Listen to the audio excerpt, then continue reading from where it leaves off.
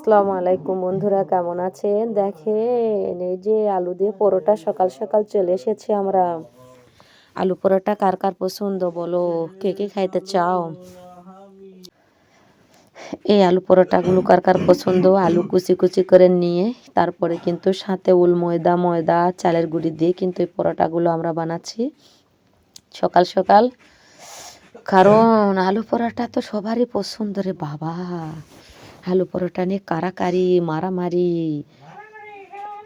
কি আর করবেন, মাটির চুলাতে রান্না বলে কথা। দেখেন তারপরে ডোটা কিভাবে করে নিয়েছি সেটা দেখাচ্ছি। পেঁয়াজ কুচি, রসুন কুচি, আলু কুচানো, বেশি করে মরিচ টরিচ দিয়ে কিন্তু এই পরোটাটা করা হচ্ছে। ও বাবারে, পাতিল ভরা রে বাবা। দেখেন তার সাথে ছোট ছোট বড়াও, হাই রে, হাত থেকে পড়ে যাচ্ছে, এত মরমরে হয়েছে। এই যে মাটির চুলাতে রান্না বান্না করা হচ্ছে, আমরা সবাই মিলে সকালে আলু পরোটা করে নিচ্ছি। তার সাথে বিভিন্ন রকমের রান্না বান্না হবে, এলোমেলো, যাকে বলে অগোছানো এলোমেলো রান্না বান্না। এই এলোমেলো অগোছালো রান্না বান্নাগুলোই আমরা কিন্তু করতে চলেছি ভাই। আপনারা দেখে হাসাহাসি করেন না, আর হাসলেও ক্ষতি নাই। কমেন্ট করে জানান রুমা বুড়ি, রত্না বুড়ি সকালবেলা কি শুরু করে দিয়েছো, বলতেই পারেন। বলাটাও স্বাভাবিক না? স্বাভাবিক তো। মিষ্টি একটা গঠনমূলক কমেন্ট করবেন, বুঝছেন বন্ধুরা? আর লাইক সাবস্ক্রাইব করতে কিন্তু ভুলো না। হ্যাঁ, অবশ্যই নোটিফিকেশান অল করে দিয়ে রাখবেন। আমার লাইভে চলে আসবেন সবাই, সরাসরি লাইভে কথা হবে, সমস্যার সমাধান হবে, ফ্যান ফলোয়ার পাবেন অবশ্যই।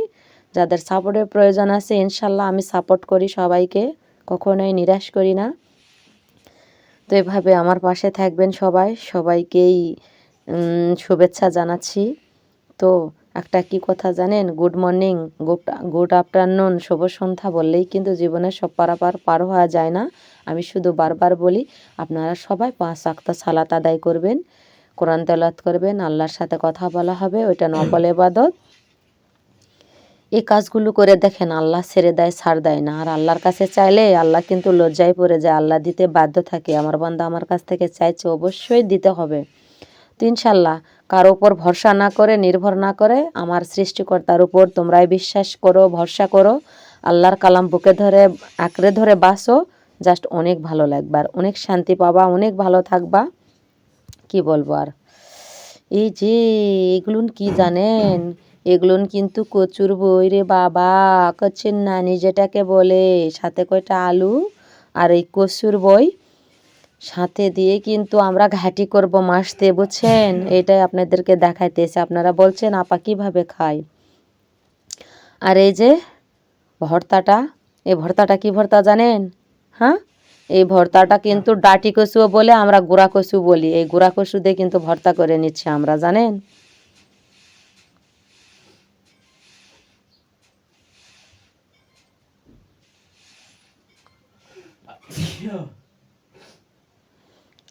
তার সাথে আর একটা কি জানেন? ডেলের ভর্তা, হাতে মাখা ডেল ভর্তাটা অনেক মজা আর অনেক প্রিয় হয়।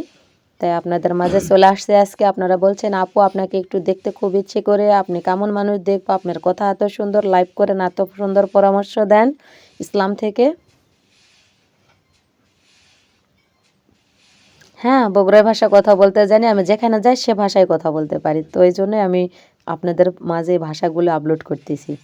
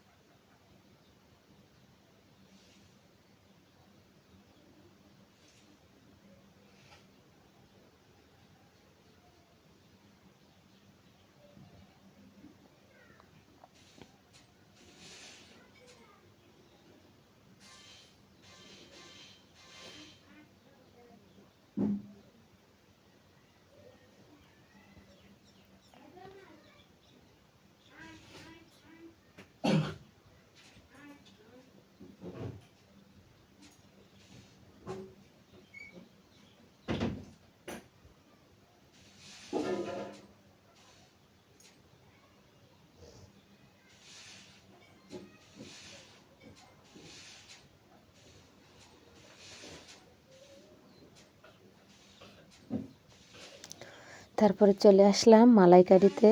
বললাম না, অগোছানো এলোমেলো রান্না বান্না বিভিন্ন প্রকারের। তো যাই হোক, এই রান্নাগুলো আমি করে নিচ্ছি। আর এটা হচ্ছে গরুর মাংস রান্না করা হচ্ছে। আর গরুর মাংসটা কিন্তু আমাদের ফেভারিট, বুঝছেন। ওইটাতে সবচেয়ে মাংসের বদলে আমাদের ফেভারিট খাবারটা হচ্ছে রসুন।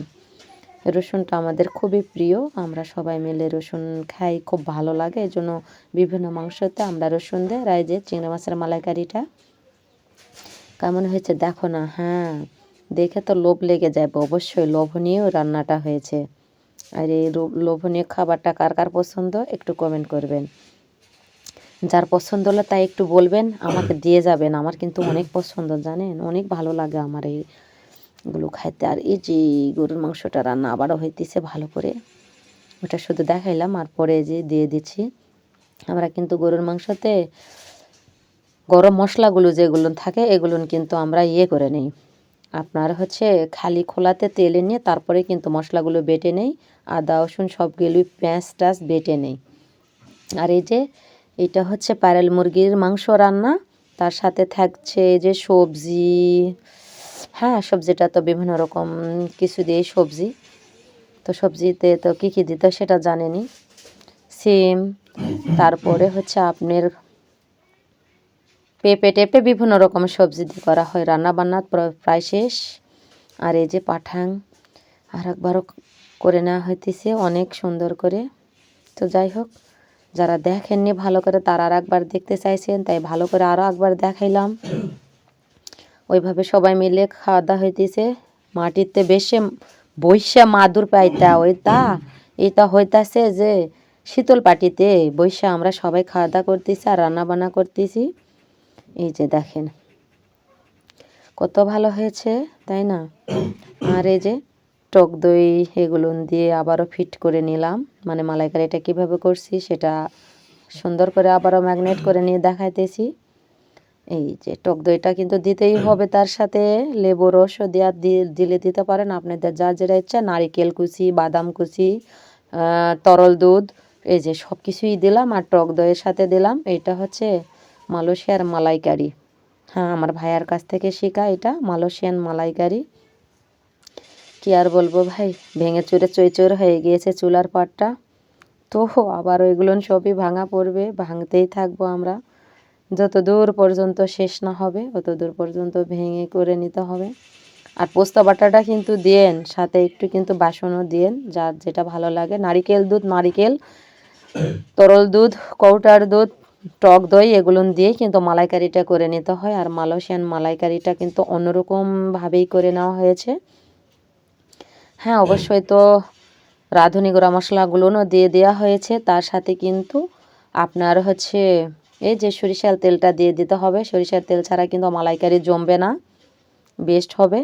তার সাথে ওই যে বললাম বেসন, তারপরে আপনার হচ্ছে নুডলসের মশলাটা, এটা মালয়েশিয়ানের দেওয়া, এই জন্যই দিলাম। তার সাথে কিন্তু আর একটা রান্না আছে, নতুন করে রান্না, এই যে আপনার প্যারেল মুরগি দিয়ে, তারপর কুমড়ো বড়ি দিয়ে সজনে, এটা কিন্তু সাদনা না, এটা লাদনাও না, আইখন্দন বলে যেটাকে, সেটা দিয়ে রান্না করা হচ্ছে। তার সাথে আরও অন্যরকম রান্না করা হচ্ছে, সেটাও আপনাদের বলে দিচ্ছি। দেখেন কী দিয়ে রান্না করলাম সেটা তো দেখবেন একবার, তাই না। হ্যাঁ, এটা তরই দিয়ে কিছুটা আলু দিয়ে করা হচ্ছে। আর এটা ভেজে ভর্তাটা হচ্ছে আপনার মলবি কচুর ডাঁড়া দিয়ে। আর এইভাবে রান্না করে নিচ্ছে আমি, আইখন্দনটাকে বলে। এটা কিন্তু অহরহ সবসময়ই পাওয়া যায়, কিন্তু একটু দাম বেশি।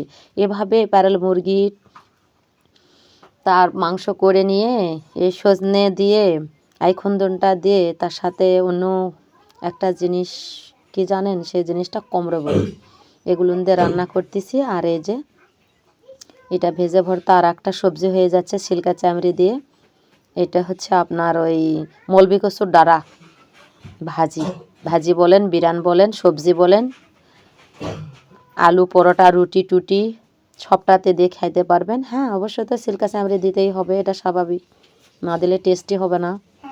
আর মূলপুর তো ওইটাই, তাই না, তেল তুল মাংসের সিল্কা চামড়ি এগুলো দিয়ে কিন্তু সবজি ভাজি টজি করলে অনেক বেস্ট হয়। ভালো থাকেন, সুস্থ থাকেন, আল্লাহ হাফেজ।